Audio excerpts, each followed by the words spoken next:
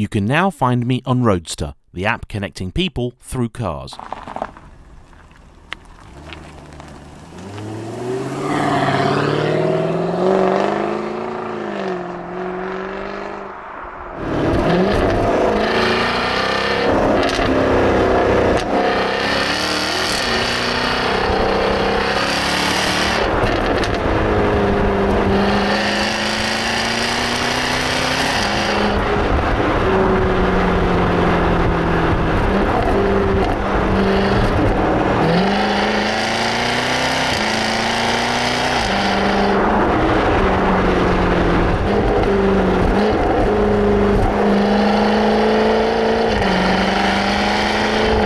Hello everybody, today I am driving a Jaguar F-Type.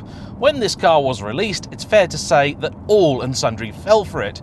All and sundry, that is, except for yours truly. It took a few years for the F-Type to work its way into my affections, but work its way in, it did. But today, I am driving one of the few variants of the F-Type that when new, wasn't universally loved.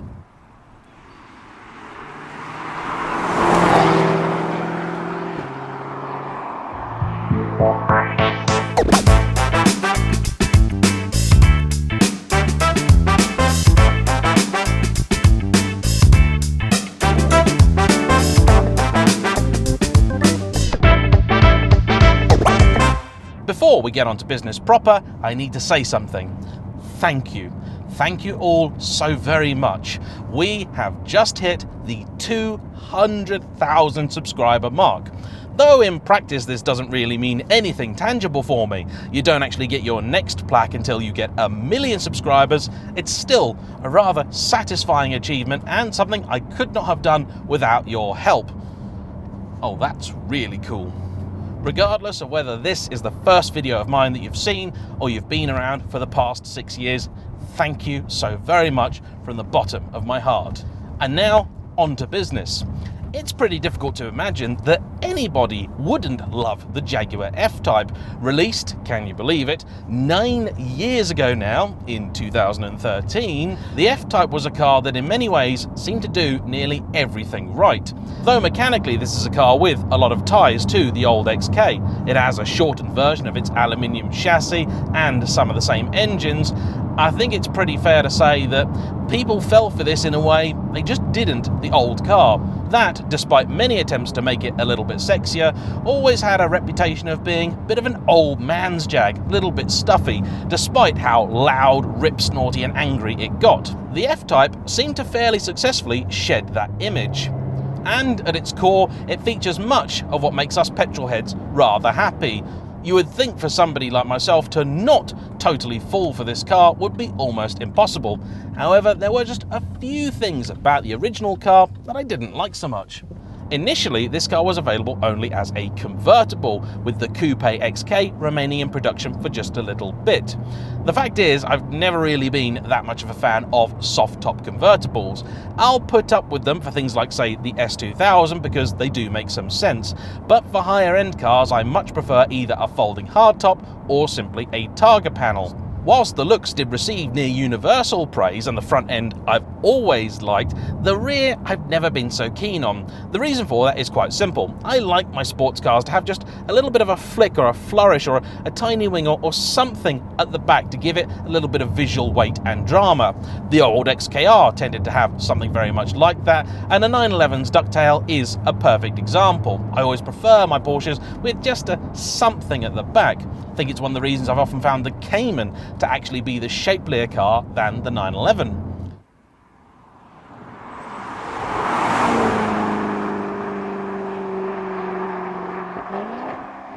These were also available from the off only with an automatic, and at the time I was interested really just in manual cars. The fact was, when this was a new thing, I had not a hope in hell of being able to afford one, so it wasn't particularly relevant to me, but it was still something that somehow annoyed me. It's also pretty fair to say that the model lineup was somewhat confusing. You had a selection of V6 supercharged engines and also a V8 supercharged. The first of the V8s was badged as the S, which is a little bit confusing because there was a V6S, but there wasn't a regular V8, and I think most people would have reasonably assumed if there was an S model, there would be a cooking version as well, but there wasn't.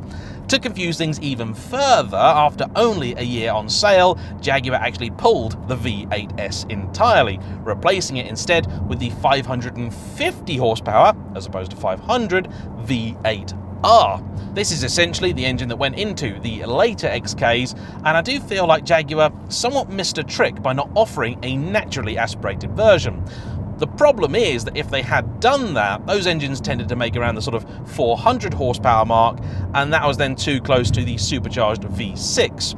The V6 was actually a relatively popular choice. It made also a fairly good racket, but was an engine I did not like at all. Early cars seem to have some issues with reliability, and every time I mention that, people come out of the woodwork to tell me just how wrong I am. But they did have issues, I promise you. These days you can't actually buy the V6 at all, and it confuses me greatly that Land Rover, Jaguar... Oh my word, that's gopping. Oh, that's one of those new BMW things. Oh dear.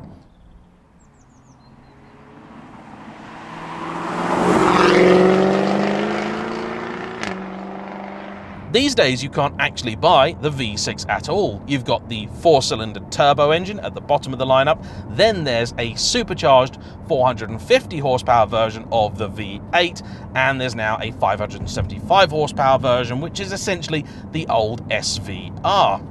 This car is a 2015, and when it launched, I think the SVR still hadn't made production. The big reason that I'm so opposed to the V6 is because of the engineering behind it. It's a 90-degree V6, which isn't entirely unusual, but if you know your engines, you'll know that 90 degrees isn't a particularly natural setup for a V6. A V6 wants to be either 60, 120, or 180 degrees. The reason you wind up with a 90-degree V6 is generally fairly simple. It's because they're derived from a V8 with 2 cylinders lopped off. Usually this involves some fairly significant re-engineering, but at Jaguar they didn't want to bother with that, and so the V6 engined cars still had more or less the same block as the V8, with the same full-length 4-cylinder long crankshaft, just with 6-cylinder heads on top. I know a lot of people argued with me and said, no, James, that's how people sort of make it out, but that's not really how it's actually done. No, that's really how they did it with this, and that to me is just the daftest of all engineering compromises. What this meant in practice was that one of the main reasons you would buy a V6 over a V8, less weight in the front for sharper handling and so on, didn't actually apply. Nor was it really that much better on fuel than the V8, which admittedly, by V8 standards, was actually pretty good, achieving high 20s on a run and then less than that when you're having fun. As I mentioned though, these initial reservations aside, the F-Type is a car I've now very much grown to like, to the point that I think I would own one. I'm still not 100% sold on the styling, but it's close enough that I'm not really that worried. And you can do this.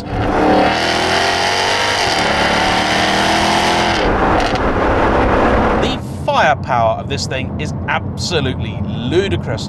550 horses, 500 pound-foot of torque, which is about 680 newton meters, and driven through an 8-speed ZF automatic gearbox that here was actually calibrated fairly well. This being an older car, it also has an exhaust that, quite frankly, is ridiculous. And actually, one of the things I initially didn't like. It's still a bit too much, but blimey.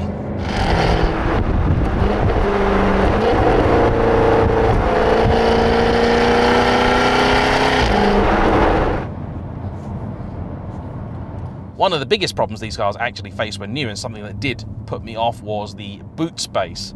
In the convertible, it's tragic, but for reasons entirely unknown to anyone with even a grain of sanity, Jaguar's press department decided to send the original cars out with the space saver tyre in them, meaning that they had almost no storage space whatsoever, a point that Mr. Clarkson and many others remarked upon.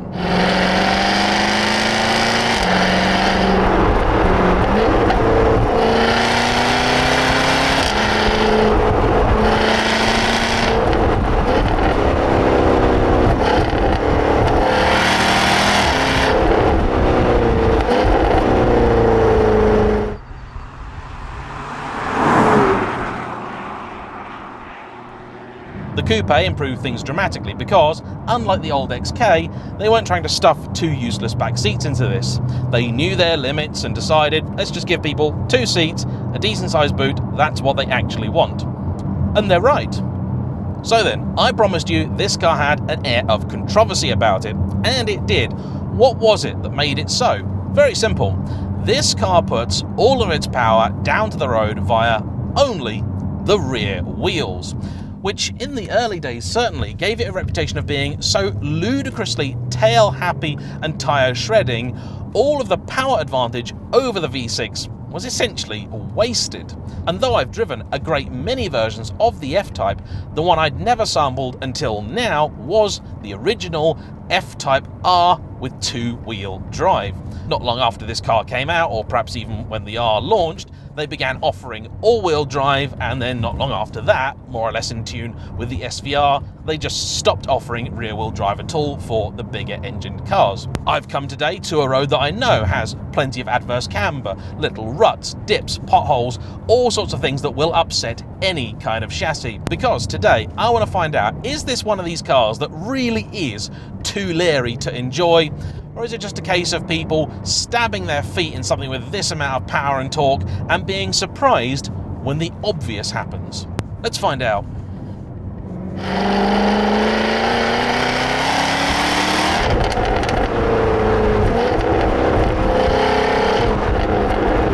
We've got the car now in its sporty setting. We're in manual, so the drive is in dynamic, which will adjust a whole host of things. So it's in its most aggressive, stiffest, most angry setting. This is the one, if any, that's going to upset the car the most. Turn dynamic mode off, the ride certainly improves. The car gets a little bit less leery by default because the exhaust valves will open in dynamic, so on and so forth. Anyway, here's a bit of a straight. We've got no traffic around us. I'm in second gear, not first. I'm going to put my boot down and see what happens.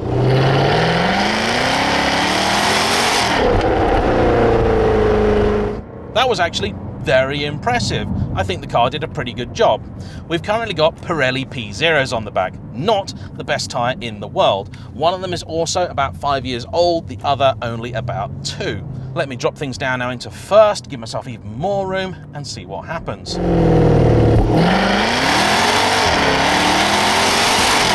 I would say once you get up to about 50 to 60 mile an hour, the car really does dig in fairly impressively, and in a straight line on a road that's not particularly cooperative, the car does quite well. The chassis of the F-Type was something I did give some criticism early on, and I know I'm not alone in that. The fact is, Jaguar, for whatever reason, just made it a bit stiffer than it needed to be. Annoyingly, there is no bumpy road mode button or anything in here, and the car could really do with that. You ask Jaguar and they'll tell you that their thing is about grace, space and pace. The F-Type never really had all that much space in it, but it definitely had the pace. The thing it lacked, though, was the grace.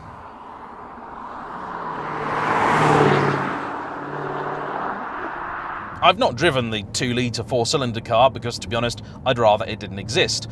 I don't know why Jaguar haven't done the really obvious thing and fitted their new inline turbocharged 6, because it's a fantastic engine, according to all who've driven it. I have not. And a straight 6 in a Jaguar F-Type, a match made in heaven. Why wouldn't you do that? But then, we have still got this.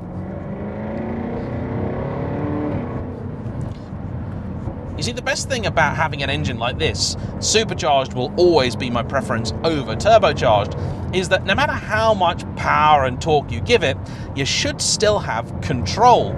It will respond like a naturally aspirated lump, and throttle response here is genuinely incredible. This means that you can't say, oh, it suddenly surprised me because the turbo spooled up and it just gave me this great big glob of torque.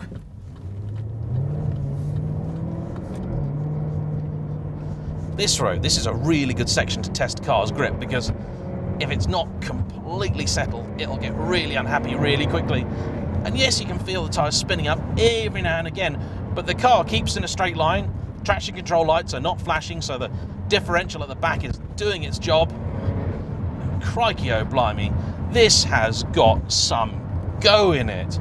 Oof. I criticise these a lot for being fairly heavy cars. They're over 1.7 tonnes. They weigh essentially the same as something like a Ferrari 599, which has a lot more cylinders and a lot more going on. But But you know, it's one of these things that once you actually get in it, it doesn't seem to matter. I think that's probably part of the reasoning behind the slightly stiffer dampers. It helps keep the body under control, but I think Jag could have backed things off a little bit.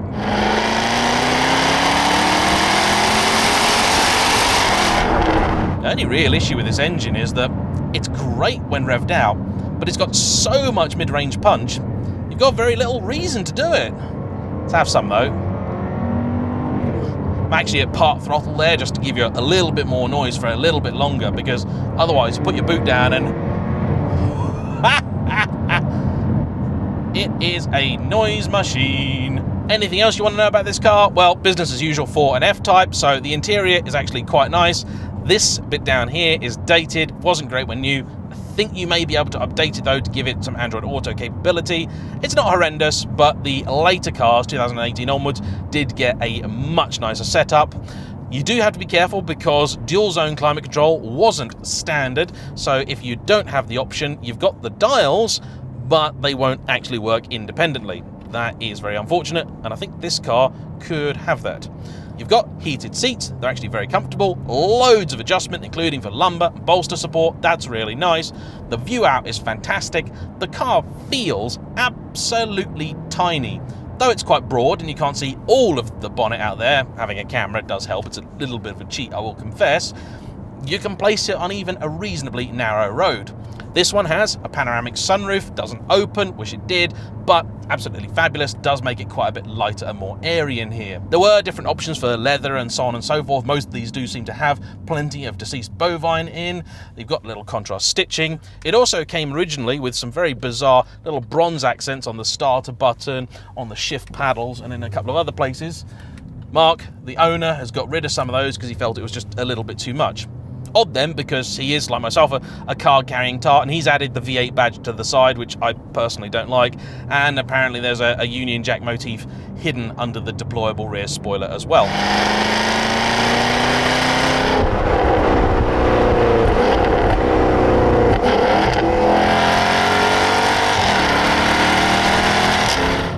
I think some of my ire in the early days towards the F-Type was because when I started this channel, I got a Lotus Evora, and so many people were quick to tell me, well, why didn't you just buy an F-Type? It's a much better car. I then did a review of an F-Type and pointed out that it was similar in pace to the Evora. It was a V6 model, but it didn't have as much storage, and it was a lot less comfortable. People weren't happy at that, and I assume nearly none of them had actually driven an Evora, because if they had, they'd realise that I was right.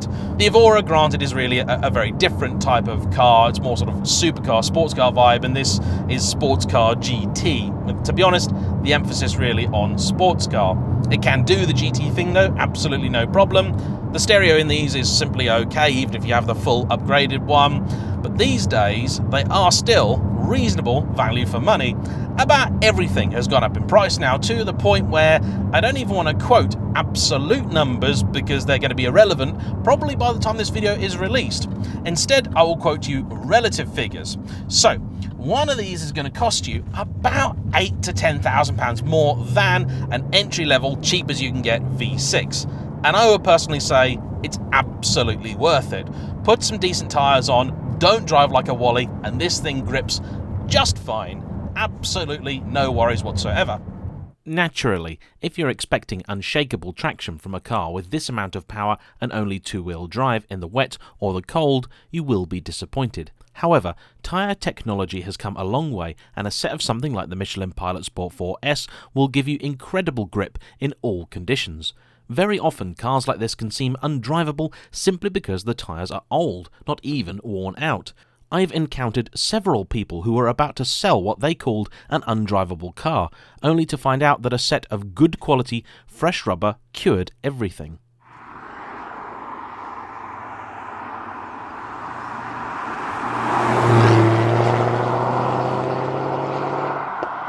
There's also that cachet of having, of course, the full-fat V8, and it makes an even better noise, I think, than the 6. As discussed, you also suffer nearly no penalty whatsoever in terms of handling or fuel economy.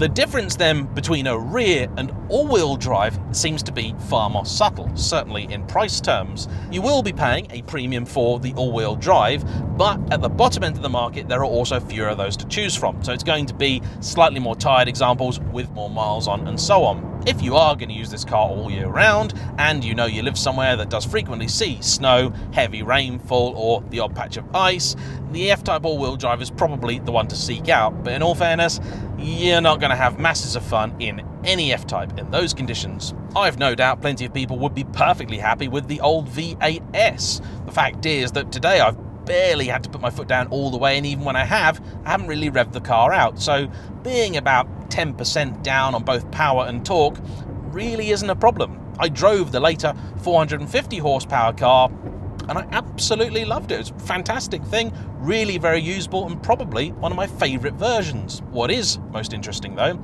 is this car's owner upgraded from a 981 Cayman, and the cost to change was about £8,000. That's money, I would say, very well spent. And where last year you could get an Aston Martin Vantage for relatively little, now you'd be paying about the same for one of these as you would the earliest 4.3 litre Vantages. Yes, you can get those in a manual and they are a fine car, but they'll cost you a bit more to run than the F-Type. This, in the year its owners had it, has been good as gold. Nothing has failed. The Aston's almost certainly going to be the more desirable car, but this is also going to be by far the more usable one. And with the price of these near parity with an early Vantage, I really don't know which way I'd go. My heart would say Aston, but my head is screaming at me going, James, the Jag, it's wonderful, looks good, sounds fantastic, goes like a stabbed rat, it's made in Britain, it's full of leather, it's got a sunroof, and it won't break the bank. Don't let anybody ever tell you otherwise, because one of these really is a very special car. And the rear-wheel drive is absolutely nothing to be afraid of. Just remember, it is fast and it will rain in Britain. Don't expect it to be a miracle.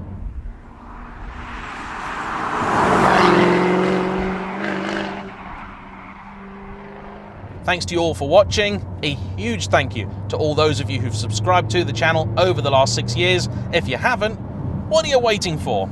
Please like, comment down below, and we'll see you for the next one. Bye-bye.